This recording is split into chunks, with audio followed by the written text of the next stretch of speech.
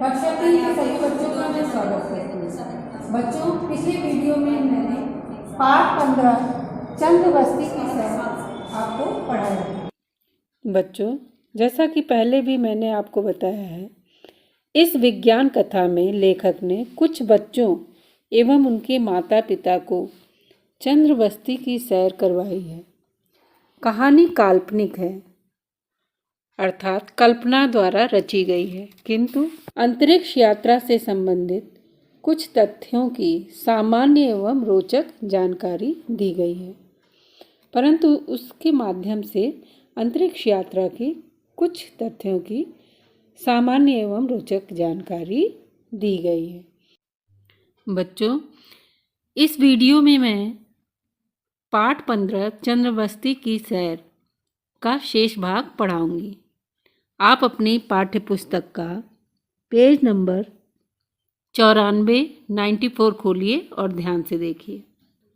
बेचारे बच्चे, उनके सारे उत्साह पर पानी फिर गया। वे अपने स्पेस सूट उतारकर बिस्तर पर गए और देर तक सोते रहे। चंद्रमा पर रहते बच्चों को कई दिन बीत गए। वे सभी बच्चे अपने स्पेस सूट उतारकर बिस्तर पर गए और देर तक सोते रहे। चंद्रमा पर रहते बच्चों को इस तरीके से कई दिन बीत गया। चंद्रवस्ती के कमरों के भीतर रहते उन्हें ऊब होने लगी। ऊब का अर्थ क्या होता है? बेचैनी। कमरों के भीतर कैमरे लगे थे, जिनसे वैज्ञानिक उनकी गतिविधियों पर नज़र रखते थे। अर्थात वो क्या कर रहे हैं कमरे के अंदर, वो सब वैज्ञानिक देखते रहते थे। साथ ही माइक पर हरदम और कुछ भी थोड़ा भी इधर उधर अगर करते थे तो हमेशा उनके संदेश गूंजते रहते थे। चंद्रमा पर बच्चों को घूमने फिरने की मनाही का क्या अर्थ होता है? मना होना तो था ही। वे शरारतें भी नहीं कर सकते थे। वे अपने मन से कुछ भी नहीं कर सकते थे, खेल भी नहीं सकते थे। यहाँ धरती जैसे खेल के मैदान नहीं थे। एक बार बच्चों ने क्रिकेट खेलने की कोशिश की तो गड़बड़ हो गई। सात्विक ने ज्यों ही करारा शॉट लगाया, गेंद चंद्रवस्ती के ऊपर लगे कांच के आवरण का अर्थ क्या होता है बच्चों? पर्दा के साथ जा टकराई। वैज्ञानिकों ने सात्विक को कड़ी चेतावनी दी। सात्विक ने जैसे ही एक करारा शॉट लगाया, वैसे ही चंद्रवस्ती के ऊपर जो कांच का पर्दा लगा था वो उस पर जा लगी। इसलिए वैज्ञानिकों ने सात्विक को कड़ी चेतावनी दी। फुटबॉल खेलने पर भी ऐसा ही कुछ हुआ। संगीत ने किक लगाई तो फुटबॉल मीलों दूर चली गई। बच्चों को खेल रोकना पड़ा। चंद्रमा पर धरती जैसे जंगल, नदियाँ या झरने भी नहीं थे, जिनके किनारे पिकनिक मनाई जा सके।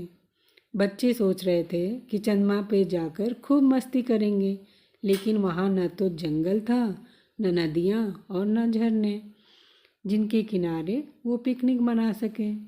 यहाँ बच्चे तितलियाँ भी नहीं पकड़ सकते थे। बच्चे अक्सर धरती पे तितलियाँ पकड़ते रहते थे, लेकिन चंद्रमा पर ऐसा कुछ भी नहीं था, क्योंकि पार्क में लगे फूल पौधे नकली थे। चंद्रमा पे जो पार्क बनाया गया था उसके फूल पौधे नकली थे, जिन पर धरती की तरह तितलियाँ नहीं मंडराती थीं। पार्क में भाग दौड़ या उछल कूद भी मुश्किल थी, क्योंकि सिंथेटिक घास पर गिरने से बच्चों के घुटने और कोहनियाँ छिल जाती थीं। प्राकृतिक घास तो था नहीं, इसलिए जो सिंथेटिक घास थी, बच्चे सोचने लगे चंद्रमा से अच्छी तो अपनी धरती है, जहाँ खेलने और गप्पे लड़ाने के लिए दोस्त तो हैं ही, रात में कहानियाँ सुनाने के लिए दादा दादी और नाना नानी भी हैं। अब बच्चे चंद्रमा पे रहकर सोचने लगे कि चंद्रमा से अच्छी तो अपनी धरती है, जहाँ उन्हें खेलने और गप्पे लड़ाने के लिए उनके दोस्त तो मिलते ही थे, और रात में जब वो सोते थे तो दादा दादी या नाना नानी कहानियाँ भी सुनाते थे। उन्हें धरती की याद सताने लगी। बच्चे उदास रहने लगे। उन्होंने खाना पीना, बोलना बतियाना कम कर दिया। आखिर सात्विक संगीत और ध्वनि के मम्मी पापा ने घर वापसी का निर्णय लिया। उत्साह की कमी को देखते हुए घर आने का निर्णय लिया। दूसरे बच्चों के मम्मी पापा भी चंद्रमा की सैर अधूरी छोड़कर घर लौटना चाहते थे।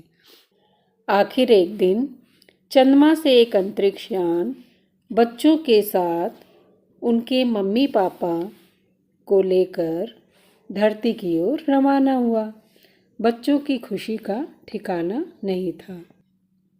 इसीलिए है अपनी धरती सबसे प्यारी। बच्चों, अपनी धरती पर ही आकर उन्हें सुकून और शांति मिला, खुशी हुई।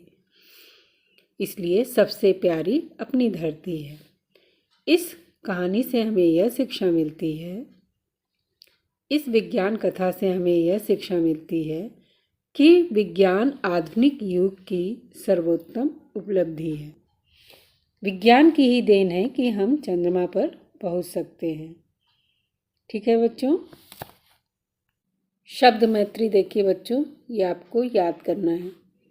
सैर, घूमना फिरना, अंतरिक्ष, आकाश, प्रशिक्षण, विशेष शिक्षा, अनुसंधान, खोज, इंतज़ार, प्रतीक्षा, विशालकाय, बड़े आकार का, ऊब, बेचैनी, हरदम, हमेशा, मनाही, मना होना, आवरण, पर्दा। ठीक है बच्चों, समझ में आया आपको?